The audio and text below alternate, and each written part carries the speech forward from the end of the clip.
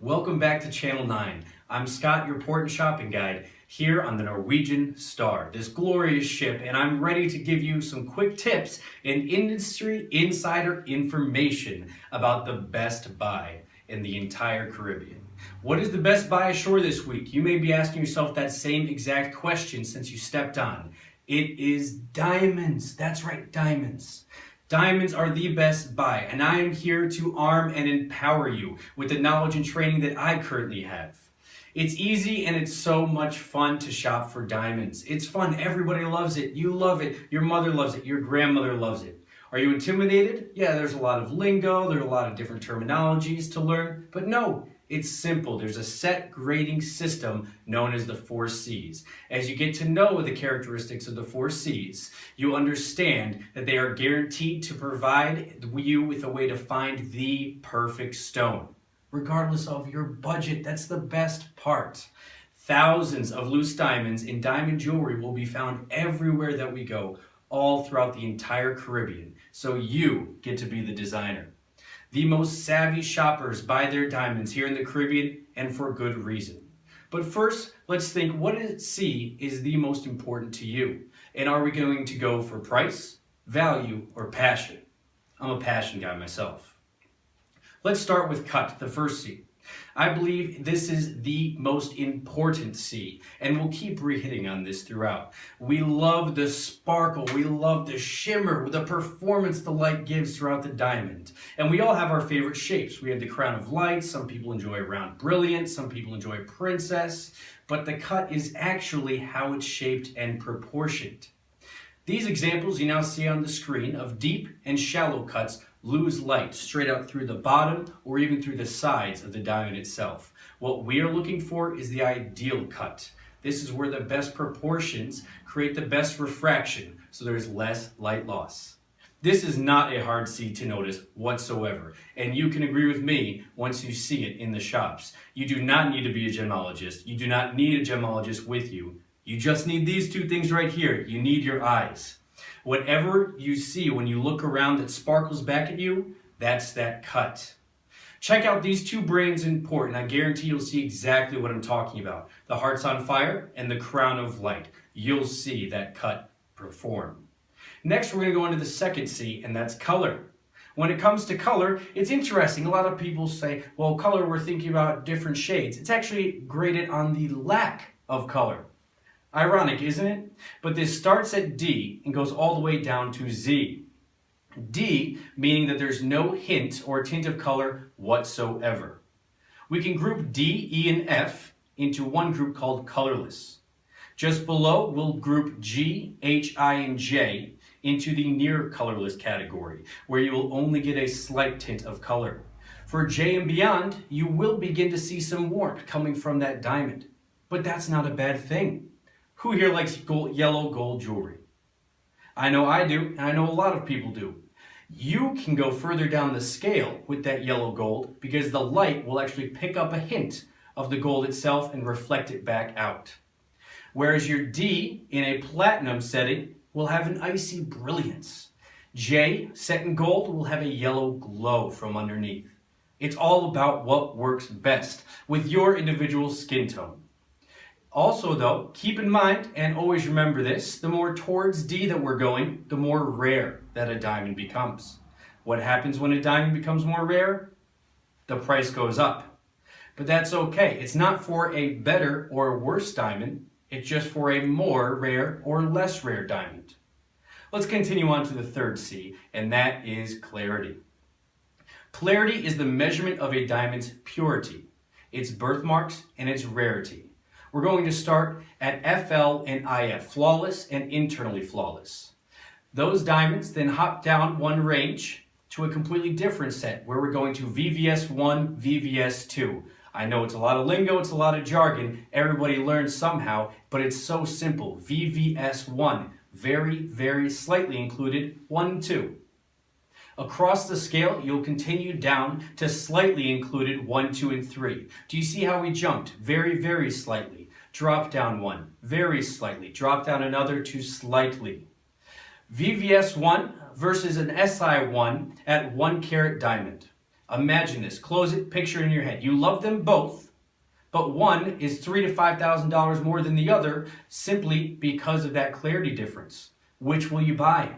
The more affordable diamond. That's why you're here. That's what I'm here to help you with, and that's my money-saving tip.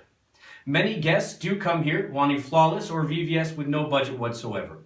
I say, yes, you can have it. Yes, they are here. Walk right into Diamonds International with me, and I will help you.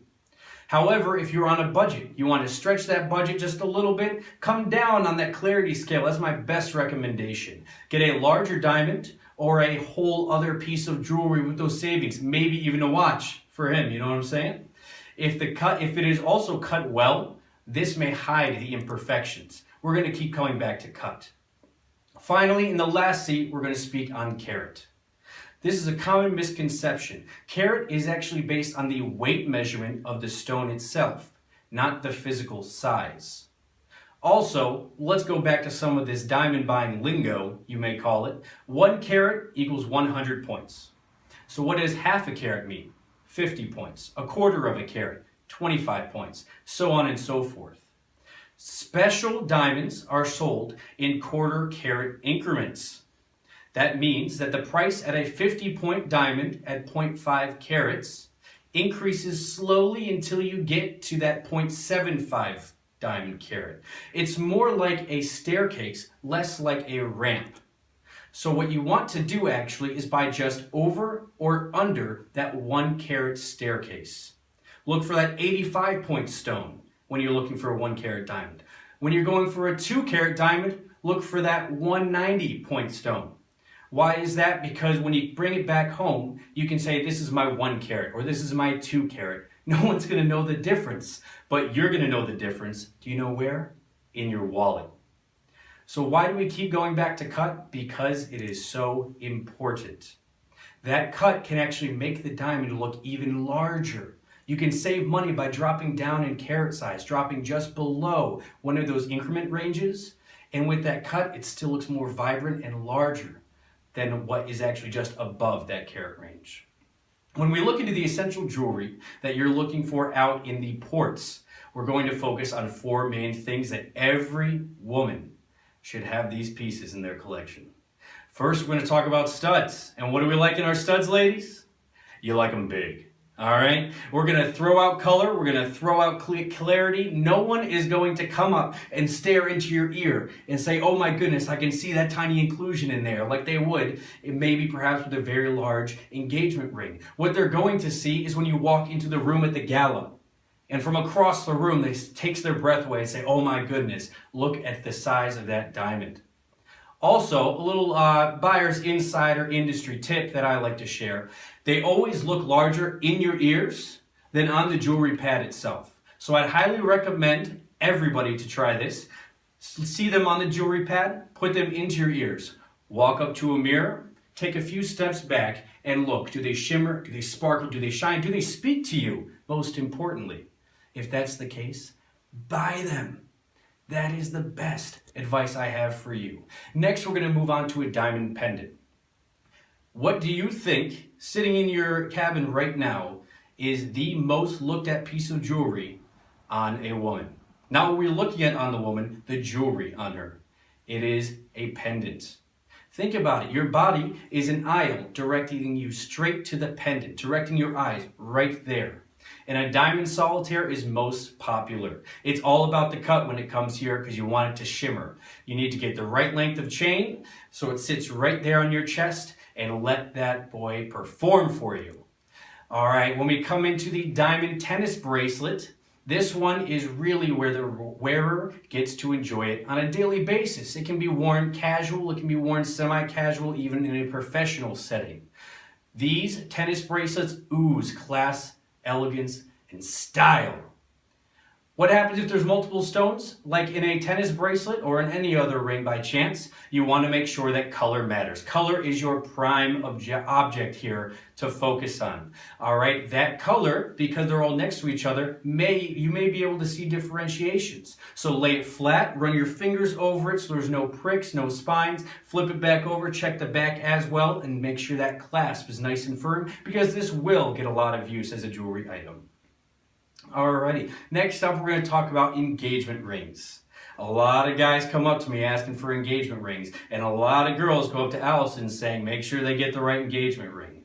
This is about choosing your own loose stone. Choose your own individual setting, and then get spoiled by Diamonds International because they have the same day setting. I can bring it right back to the ship for you after you've picked it out.